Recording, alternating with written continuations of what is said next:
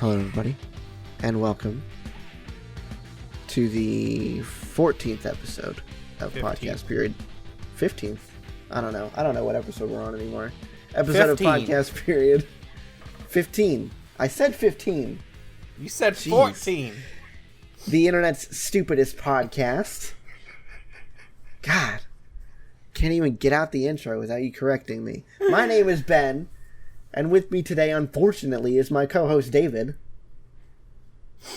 You're just mad because you're wrong. You know what?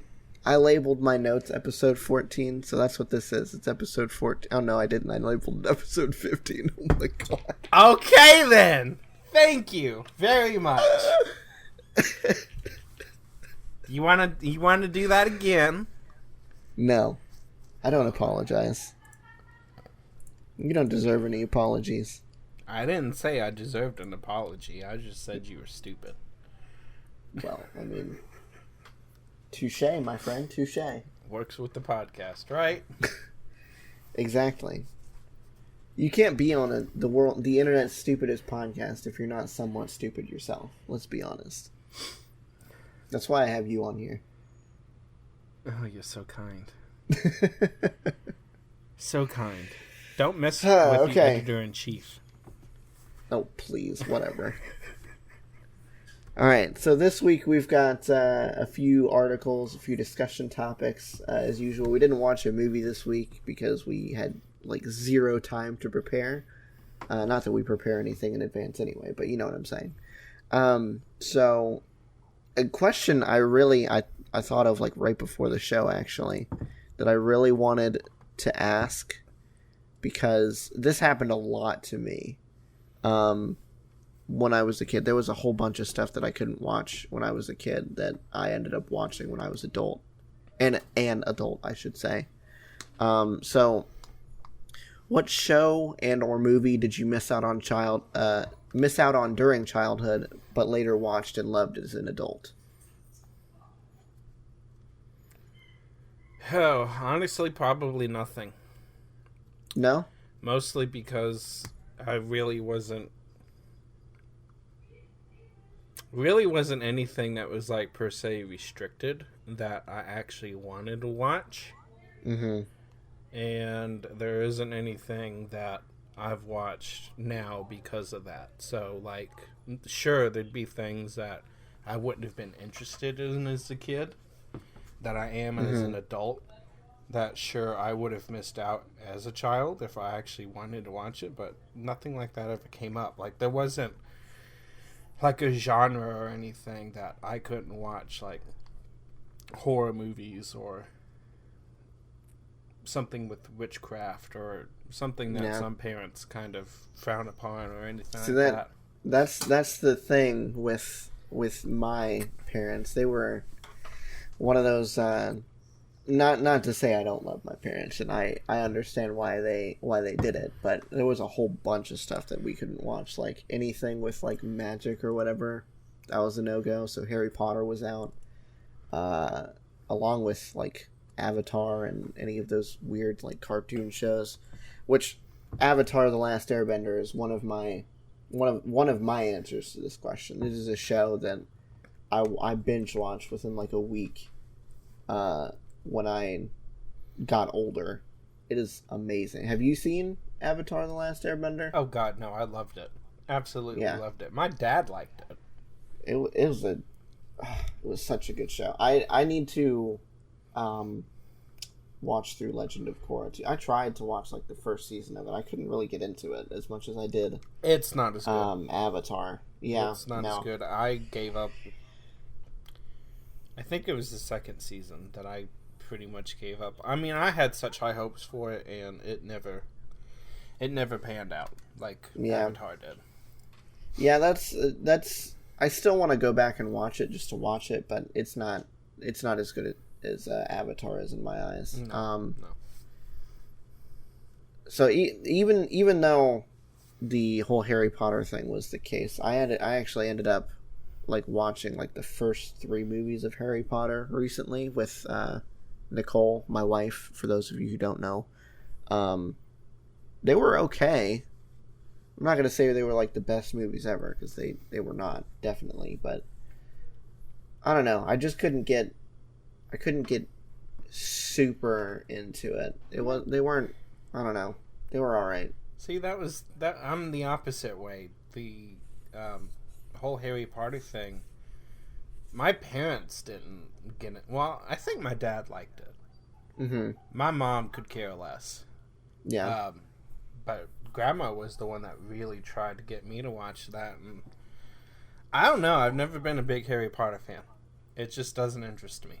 I've watched some of the movies, not all of them. I'm definitely not reading the books.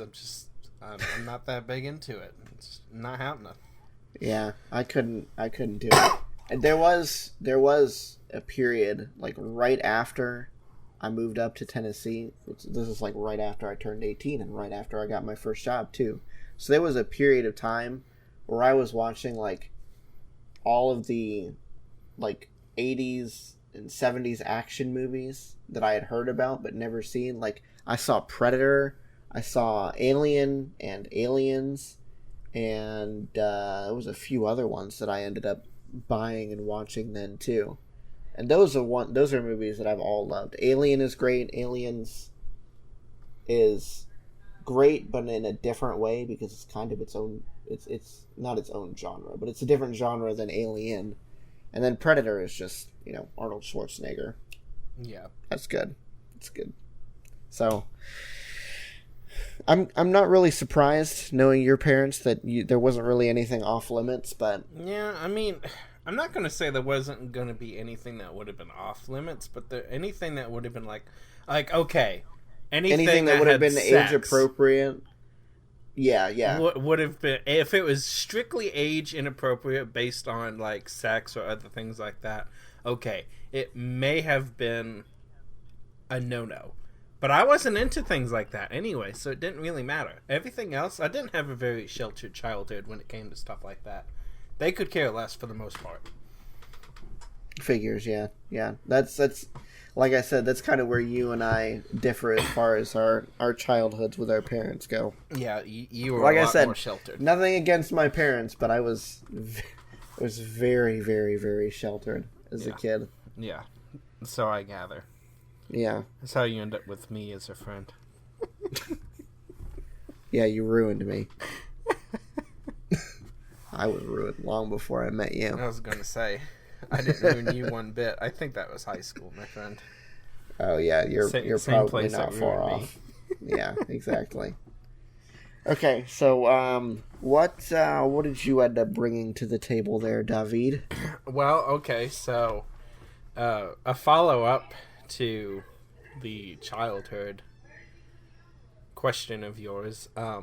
Since yours was kind of somewhat sheltered, it may actually prove more difficult, but was there a show or a movie or a series of movies that you actually were able to watch that proved like really, really captivating to you, or like really, really emotional? You can decide how you want to answer that one. Which way you want to go? I don't know. That's hard to say. I mean, there's a lot of series from my childhood that I loved, but there wasn't, I don't know, at least not that I'm remembering, there wasn't anything that I would want to go back to today and just like watch from start to finish. The only series that really comes to mind, mostly because it's what got me into Batman, there was this show when I was in like elementary / middle school. It was called The Batman, and it only ran for like I think 4 or 5 seasons, but it's what got me into Batman. So that's probably the thing that I'm most, as far as like TV shows go, it's probably the one that I'm most fond of, just because of the thing that it introduced me to and all of the other great things that I've come to enjoy because of that show. Mm-hmm. Like the shows that preceded it and all the movies that I've gotten to watch. And because as you know, and as most of my friends know, I'm a very, very big big Batman nerd, and that show is like the entire reason why. It's not even that good of a Batman show, honestly. What's really funny is, I only know this because I've got like an affinity for voices when it comes to voice actors and such, but do you remember, this is probably a little bit after your time, but do you remember the Curious George show that aired on PBS? Yes. Okay. The dude that played Batman in The Batman played the narrator in Curious George in that TV show. Okay. Very interesting. I'm pretty sure those are the only two roles that he had in TV, too. Besides, like, commercials that he's done lately. Mm-hmm. But, yeah. So that's probably what my answer would be, is the Batman. What would you say yours is? Okay, so like a TV series that like proved really, really captivating would probably be The Magic School Bus, just because we saw it a lot in elementary school. But I'm in the middle of watching it now again on Netflix, so I don't know why, I just like it a lot. And then, like a movie franchise that I really, really liked, and I would watch start to finish if I had every single one of them. Anyways, I've got the majority, and I've got the ones from my childhood that I think are really good, is the Land Before Time movies. That's something that I watched during my I don't remember those movies at all. I maybe watched, like, one or two of them. Mm-hmm.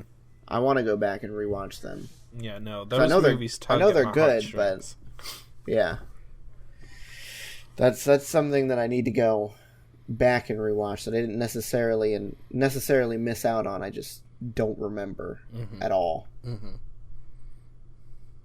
Speaking of Land Before Time, this is a movie that, like, I don't know if a whole lot of people remember. Did you ever see the Disney movie Dinosaurs? Yes, the it was a live action kind of live CGI. action CGI with the meteor strike in it. Mm-hmm. Yep. Yes. Yep. Yes. Yes. My grandmother loved that one. Oh gosh. I feel like it's so weird because everybody I've talked to about that movie knows what it is, but it felt so exclusive to my childhood because I don't remember, like, hearing anybody talk about it during my childhood at all. Yeah. It was just me and my family because we bought it on, like, VHS forever. Yep. And I actually, I recently watched it again with Nicole on Amazon like 6 months ago or something like that. Mm-hmm. Let me tell you, some of it is a little iffy on the CGI side, but for the most part, it still holds up pretty well. It's really good. I absolutely love that opening shot where the pterodactyl is carrying the egg. And it's going through the canyons and through the dinosaurs and over the ocean. And I just love that shot. It's so open world and it looks so beautiful. It's so good looking. It's in what year did that movie come out too? It had to be like 1999 or something, wasn't it? I don't remember. It's part of my childhood, but I don't remember exactly. I was close. It's 2000. 2000 was when it came out. There you go. Which is probably why I remember it being on VHS and not DVD, because it was still a weird transition time. Yeah. Yeah, I don't think anybody had too many DVDs back then. No. In 2000. No, it was getting close, but it wasn't quite there yet. It's where most of my DVD collection came from, is the early 2000s. All the childhood stuff I have over there. All the Disney classics that got re-released on DVD. That probably won't ever happen again. Probably not. Especially with the other one we'll be talking about here in a minute. Yeah, exactly. Okay, so another thing that I want to talk about, actually kind of related to the nostalgia factor. Recently, I believe this was in California, in a game shop called Pink Gorilla Games. Wait, no, where is Seattle? Seattle, Washington, okay. So, it was in Washington, Pink Gorilla Games. Some dude came in with a bag full of just, like, junk NES titles, like sports titles and all of these just really random, really not rare titles, and he was turning them in to get some money for God knows what. Probably just to get rid of the things. But so he turns them in, and they're looking through the bag, and at the bottom of the bag is a Nintendo World Championships cartridge. And do you know the significance of that, David?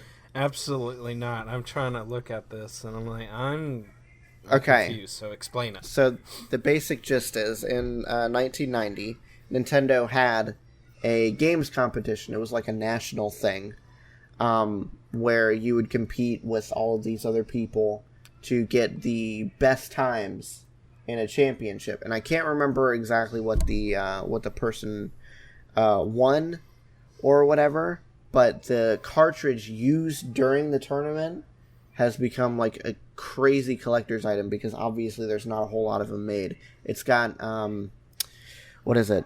Super Mario Brothers, Rad Racer, and Tetris. It's like timed versions of them. So these games, they don't exist anywhere else. The ROMs have been dumped on the internet, but the only way you can play it on a console is by way of these cartridges, unless you decide to burn one with the ROM that was leaked on the internet. But that's besides the point.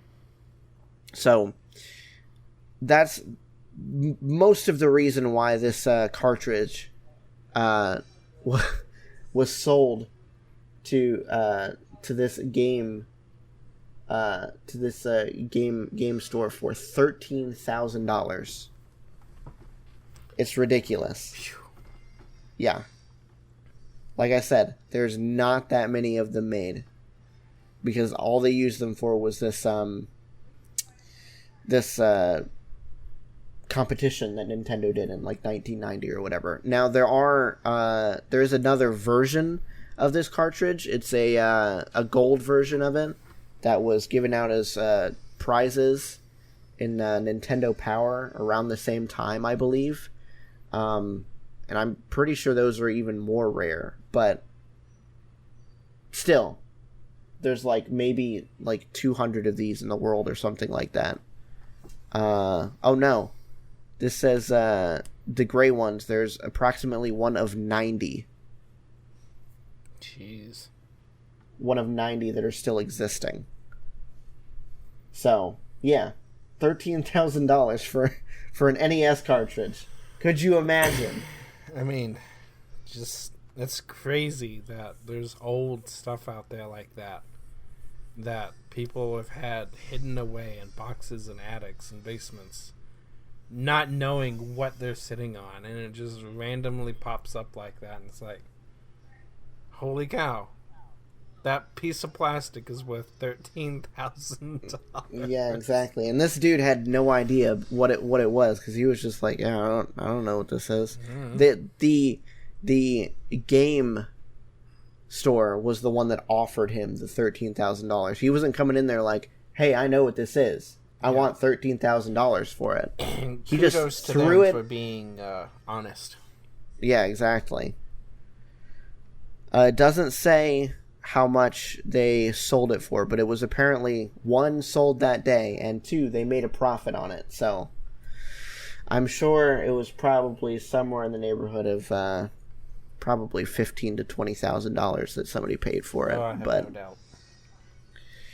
It's like you said, it's just ridiculous to think that in somebody's basement or in somebody's attic there could be another one of these things or something similar, and that nobody that it's like sitting in your grandparents' house or whatever, and they just they don't know about it anymore. Yep. So I don't know. I just thought that was interesting, especially considering he got $13,000 in his pocket after that. Mm-hmm. Okay, so what else do you have there, boyo? Okay, so it's been going on for a bit, but it takes them a bit to get going on stuff. They have to do all this testing, but Amazon is testing a new delivery robot. I believe it's been tested in the Seattle area this whole time, but now they're releasing it out in Anaheim, California. So it's a little robot that, based on it's not going to be for everything, and it's going to be like really niche circumstances where it's deployed. If there's better ways to do it, they're going to use the other ways that they can get stuff delivered to you to do it. But I would guess this would be like really good for like one-day delivery stuff, where like they have the thing inside the city already, and they could just get it out to your door. I would think it would be one. It would have to be something that they have in stock, and two, it would have to be something that like you'd have to live like really close to the warehouse or something in order for this to be even like viable.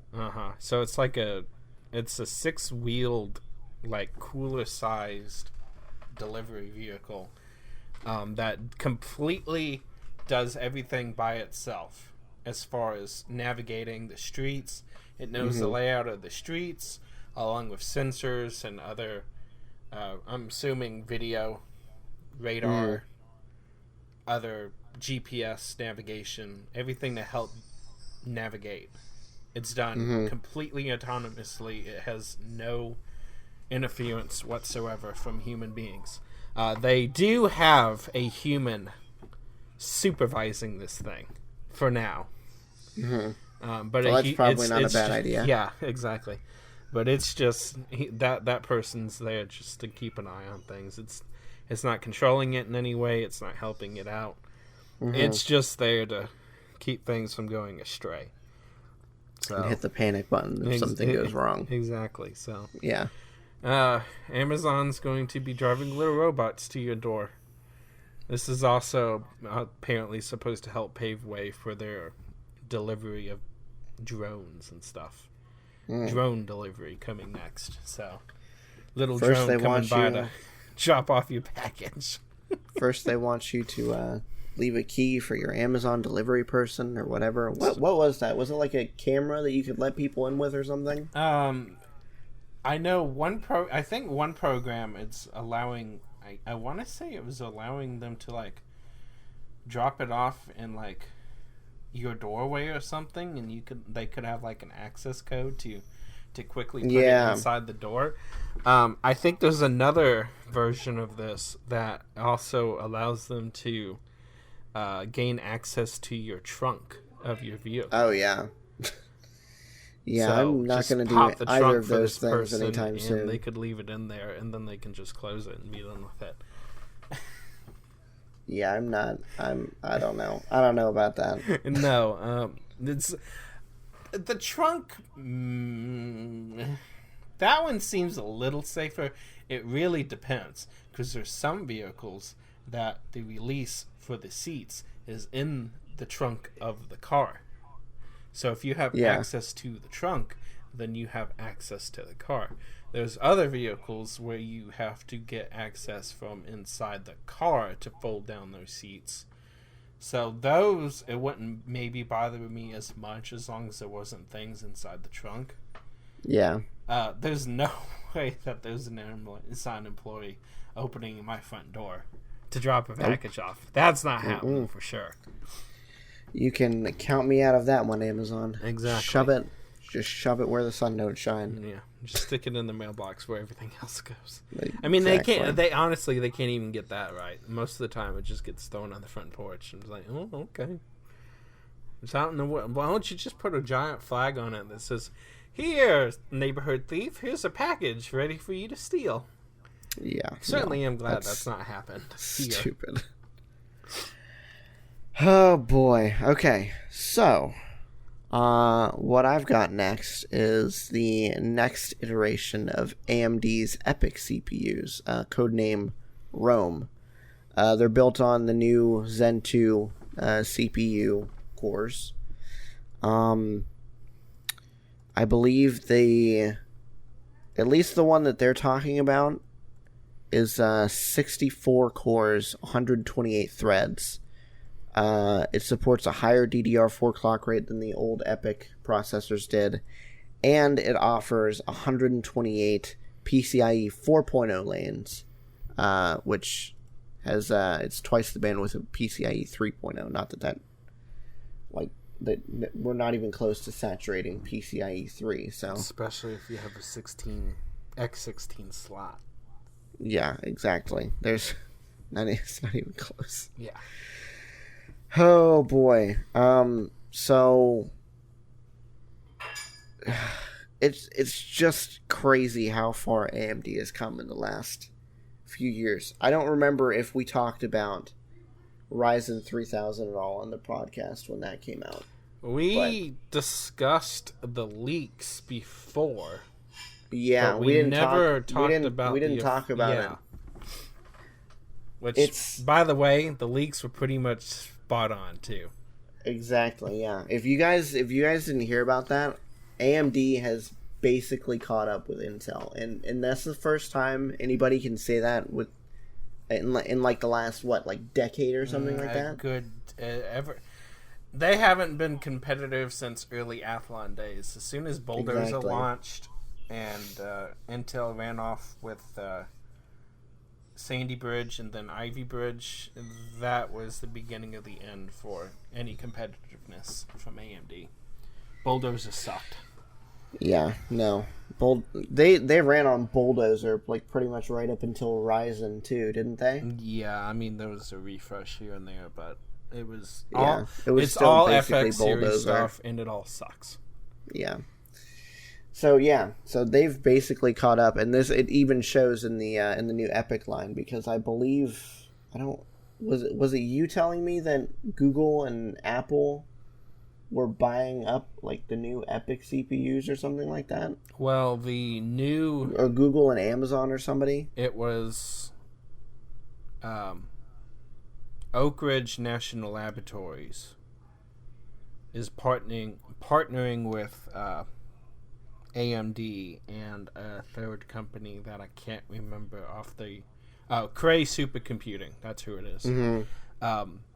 Using the new EPYC CPUs, the new Rome CPUs, they're going to build the new world's first exascale supercomputer at Oak Ridge National Laboratories. And I'm sure there's plenty of other companies like Apple and Google. I'm pretty sure Google is getting a lot of them too.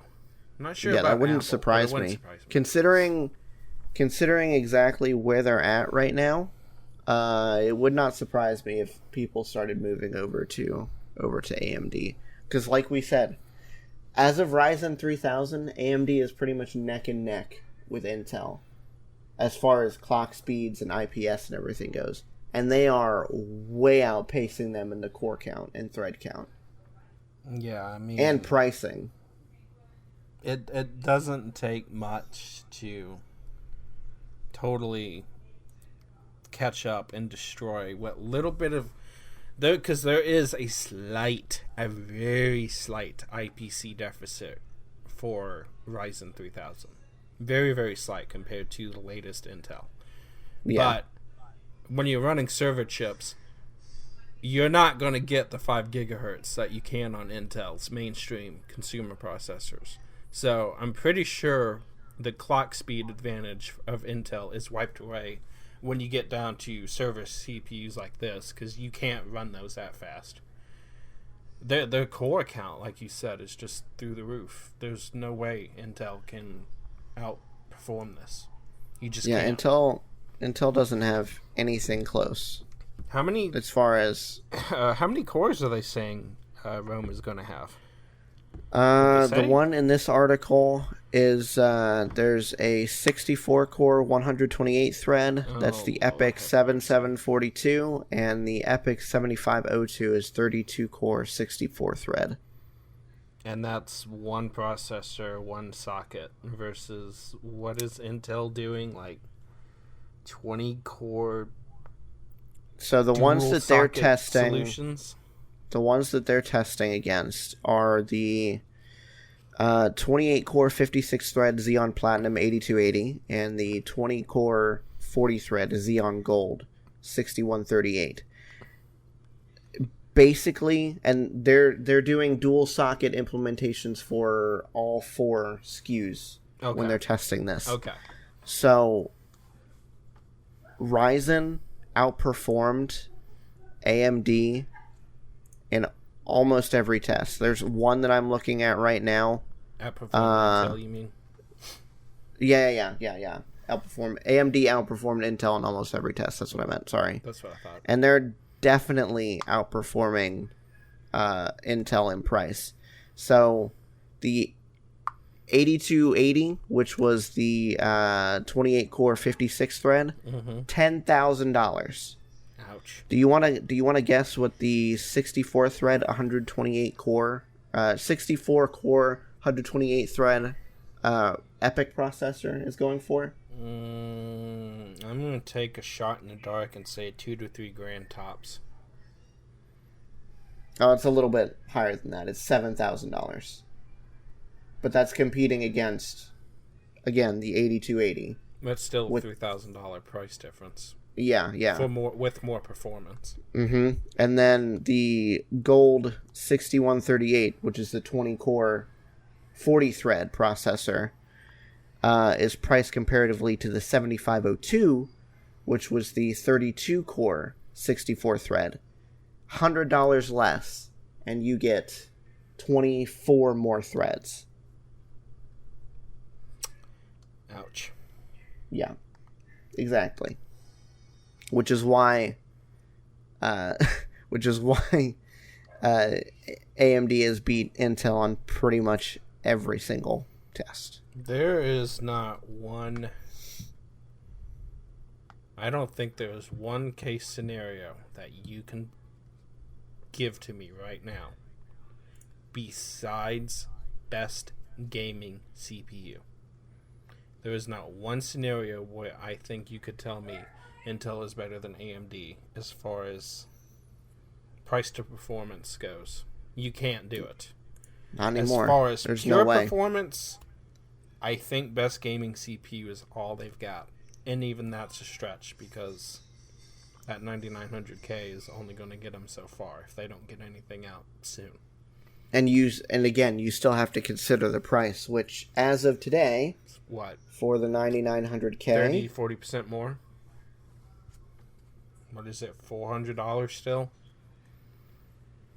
9900K.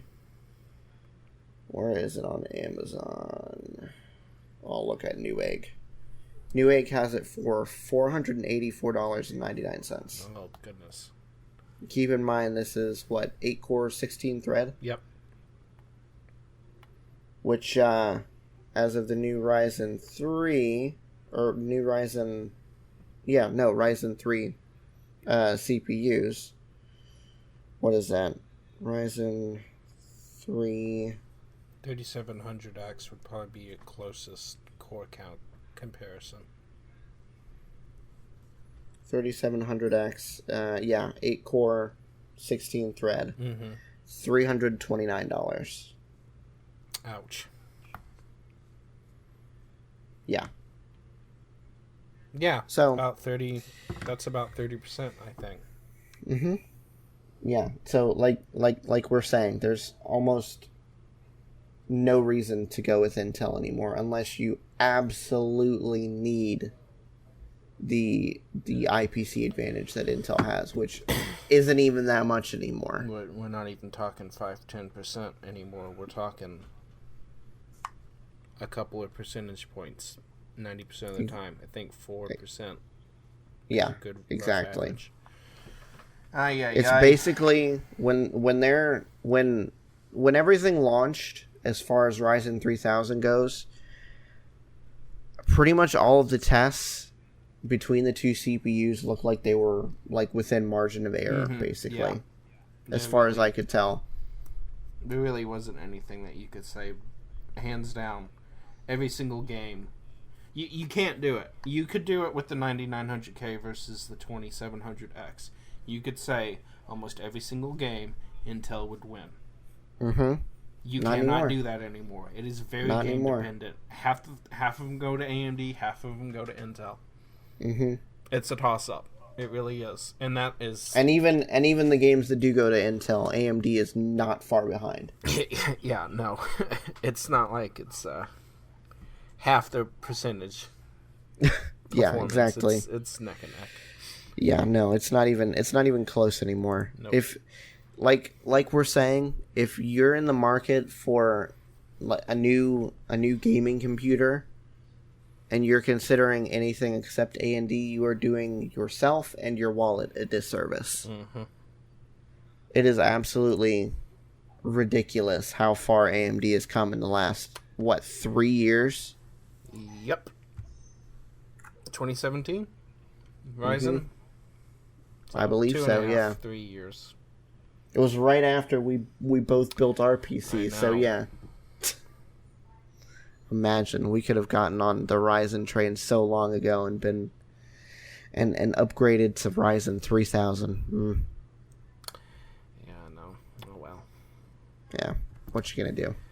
Hindsight 2020. Exactly. All right. What else do you have there, David? Oh, let's see. Anybody want to hand over your dreams to Disney now? They've got a pretty good reason to do it. They are, which I hate that somebody is launching a new streaming service. But Disney has decided to launch Disney Plus. It's going to be their all-new streaming service that they are actually going to include ESPN Plus and Hulu for the combined price of only $12.99. The ad-supported version of Hulu. Yes, the basic versions of Hulu, ad-supported, and ESPN Plus as well. So it's got the ads. I would jump on one of these deals if there was an option to do the upgraded ad-free version. Which is exactly what I said, because I could care less about ESPN Plus. So if I could drop ESPN Plus, but upgrade to the ad-free version of Hulu instead, yeah, I would so jump on that train right then and there. Mm-hmm. I'd have been like, yep, sign me up. I'll do it. So they're saving you about $27% if you ended up adding all the basic plans individually. It's $6.99, $5.99, and $4.99 respectively for Disney Plus, ESPN Plus, and Hulu, which comes out to $17.97. So it's a 27% discount. Which I think is actually pretty good, with the exception of the caveat that Ben pointed out, is the ad-supported version of Hulu, which I will never go back to again. I got the ads a long time ago, and I am not going back. Nope, can't do it. Mm-mm. And it says it's the standard Netflix option, which is supposed to be the 1080p version, so if that's a problem for you early 4K adopters that actually can utilize it, okay, well then that's the other caveat too. But hey, if you have all three and you're using the basic plan anyways, then sign up with the Disney Plus thing and get a discount. Exactly. Because why not? And get 2 more streaming services that you may or may not use thrown into the mix. Exactly. So I don't think it's a bad deal, but it's not a deal for me because of the ads.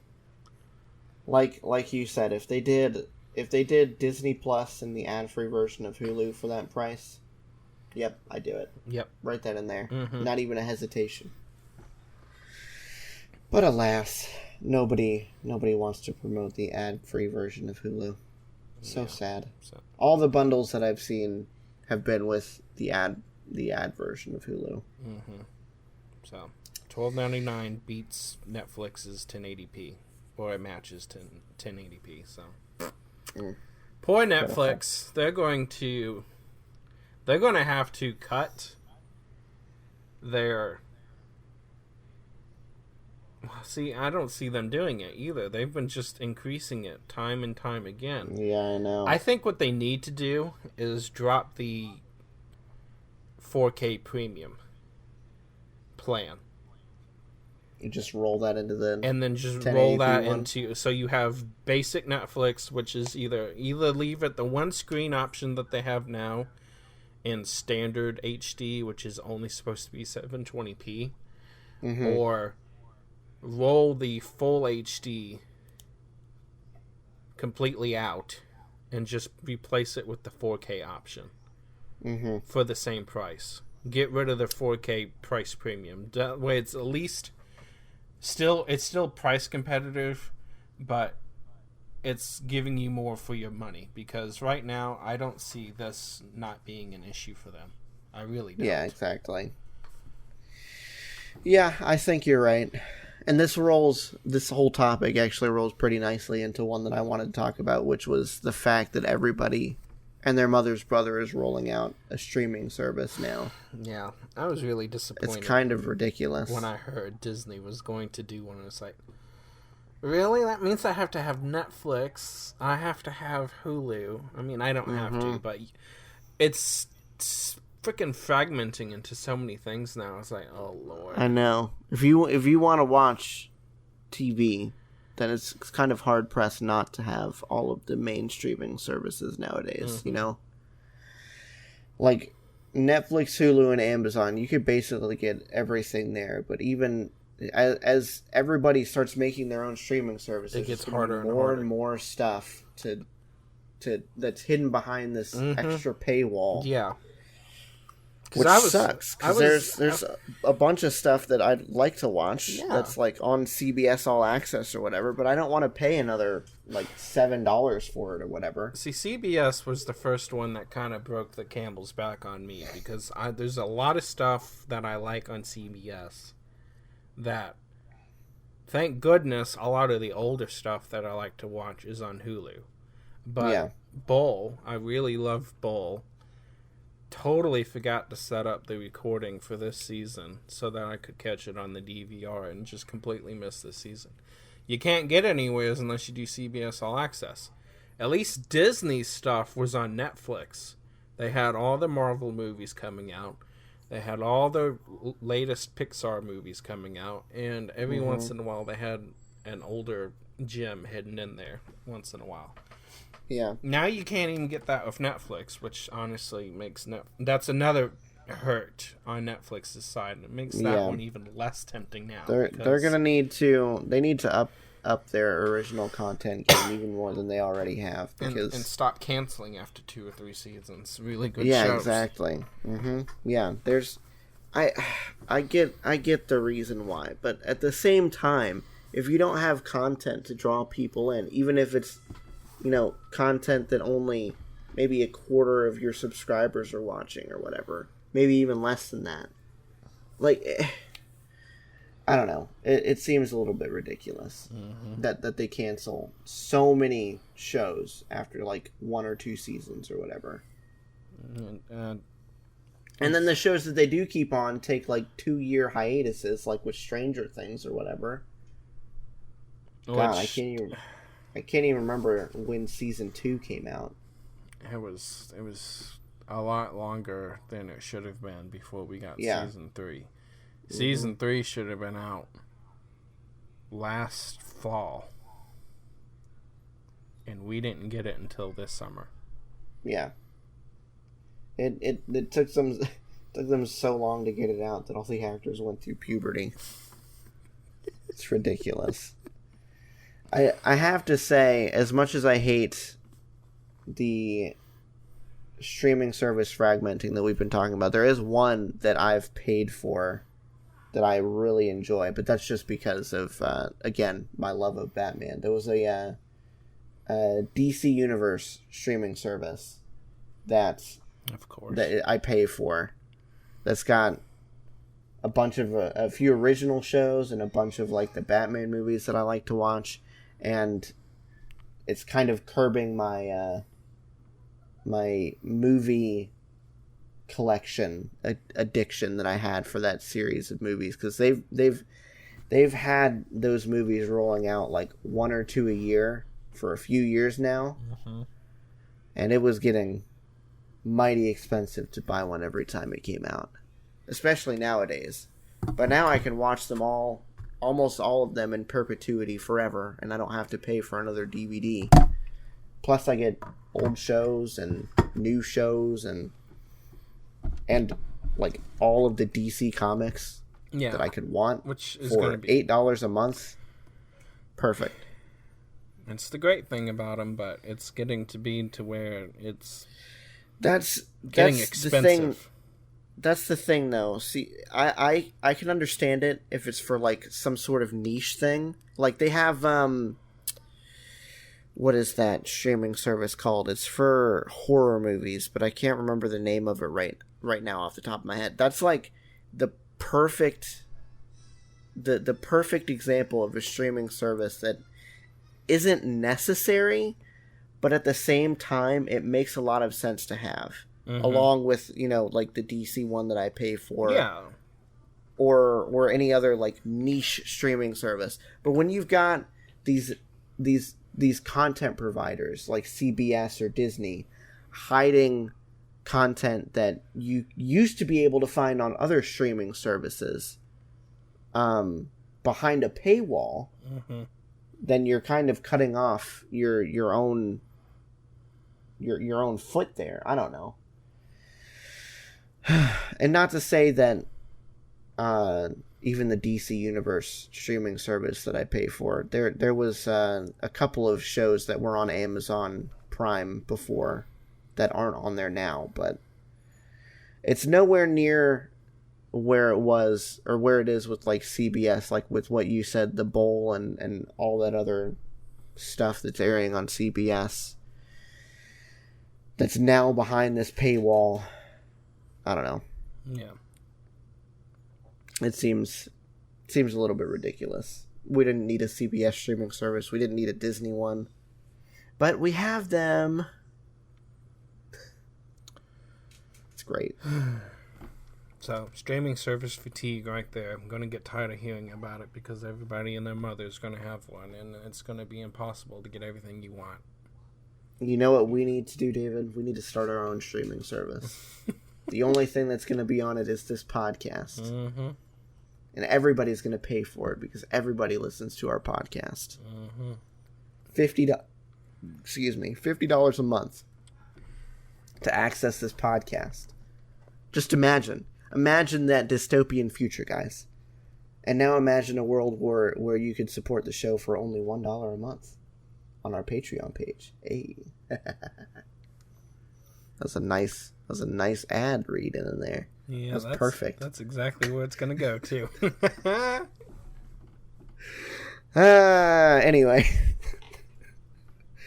Speaking of, like I said, we do have a Patreon page, and we do release episodes as soon as they're edited, which could be up to 2 weeks earlier than everybody else gets them. So if you're willing and able, feel free to give us a dollar or two. The dollar tier does not give you early access to episodes, but it does give you access to our creator posts, which we don't have too many of because, we don't have any patrons on there yet. And it does give you access to the Discord server that we've got set up. I believe the first tier that we have that does have the early access to episodes is the $5 tier, which, again, $5 a month is nothing.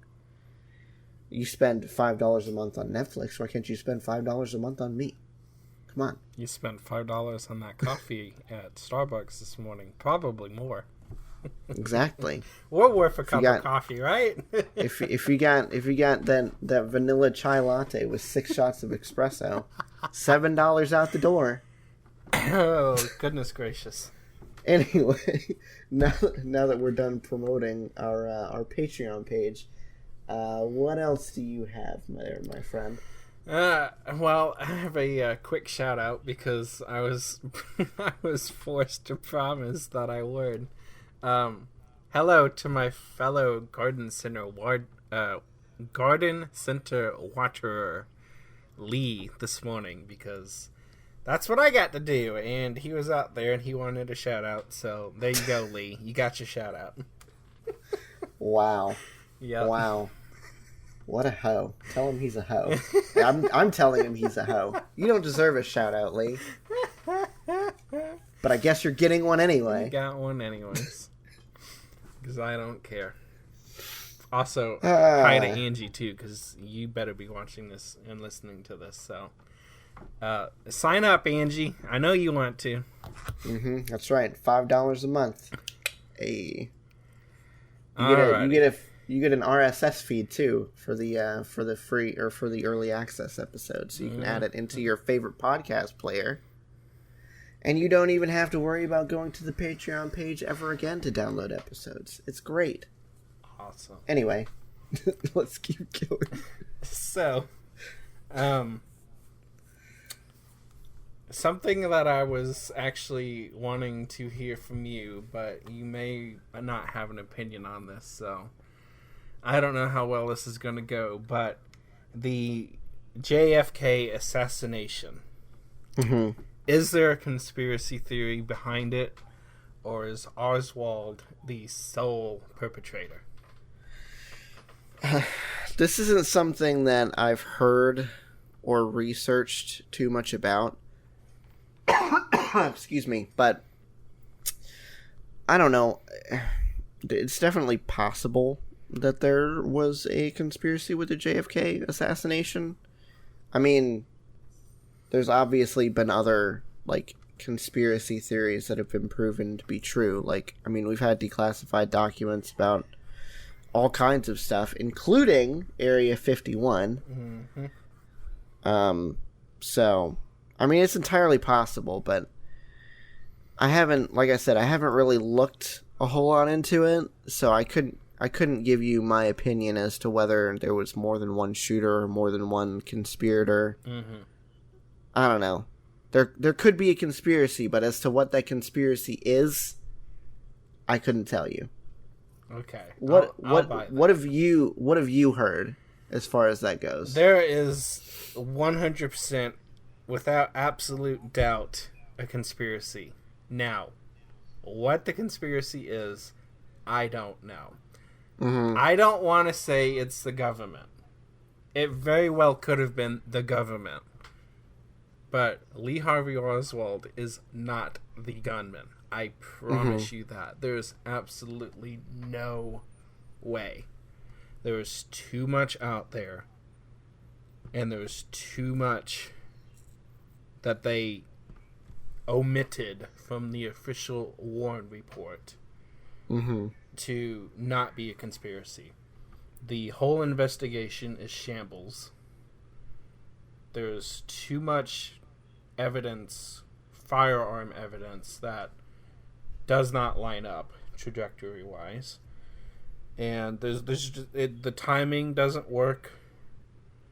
It's too convenient that he supposedly shoots and kills a Dallas police officer within a few hours of the assassination, and there's too much to the fact that he's pulled out of a movie theater within a few hours with all these cops, drug out the next day, shot and killed and murdered.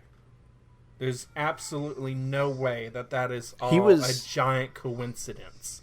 He was murdered in public too, wasn't he? Yes. Like outside of the courthouse or whatever? I believe it was in like the police station garage or something. Okay, Not entirely sure exactly where, 100%. I could look it up. I don't really care. It was in front of reporters and everything. They were transporting him or something, and he's shot in public, in front of reporters, in front of the people, everything. There's absolutely no way. When you put it like that, it like you said, there's definitely, as far as that goes, there's definitely a conspiracy. Because why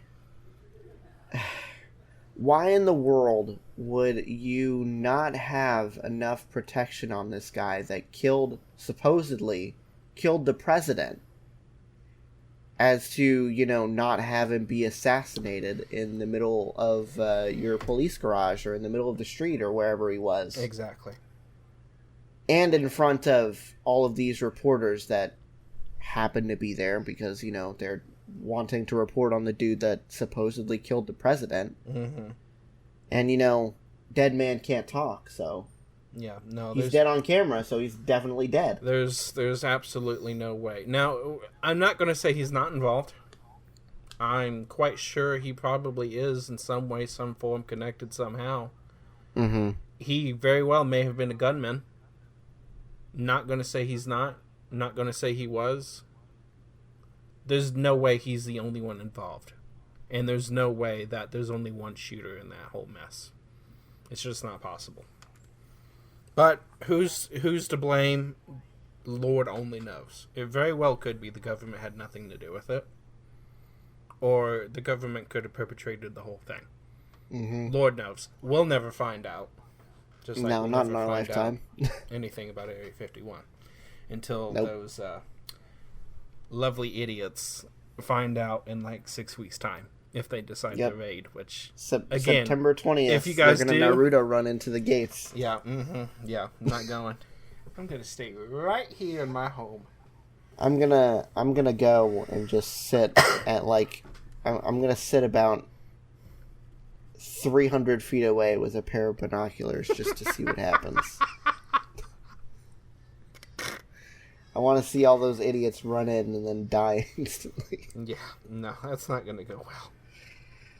I don't care how many people you have. If you're running into an active military base, you are going to die. Mm-hmm. There's no doubt about it. Because you're running into an active military base. Not only is there people with guns, but not only is there people with guns, but they've got tanks and all of this other junk in there that would blow you away before you even got into the gate. Mm-hmm. Let alone to the actual facility. So... yeah, anyway, there's that. I digress. I can't with people. I really can't. Good Lord. Oh boy. That's my fun for the evening. That right there. Whew. I actually made a Storm Area 51 joke in one of my one of the episodes that I recorded for my gaming channel, because that's one of the it's one of the levels that in the game that I'm going through, you actually go to Area 51 and rescue an alien. Oh goodness gracious! It's too good. GTA San Andreas, you do the same thing. You gotta go get a jetpack. Oh really? Mm-hmm. Oh my god, that's so dumb. Yeah. Alright. I think that's where we're going to leave it. We're right about at the hour mark. Thank you guys so much for listening to this random mishmash of an episode. I hope you enjoyed us rambling about Patreon and Area 51 and AMD's new Ryzen CPUs and all that junk. Thank you for listening. We will see you guys in 2 weeks. Bye. Bye, guys.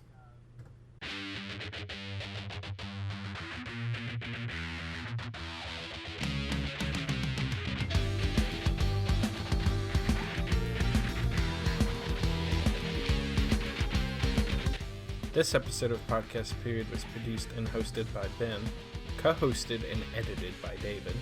You can find Ben on Twitter at BenPlaysVidjas. That's Ben Plays VIDYAS. And you can find David at Car6by16. You can find the show on Twitter at podcastperiod or email us at podcastperiod@gmail.com. That's it for this week. Thanks for listening.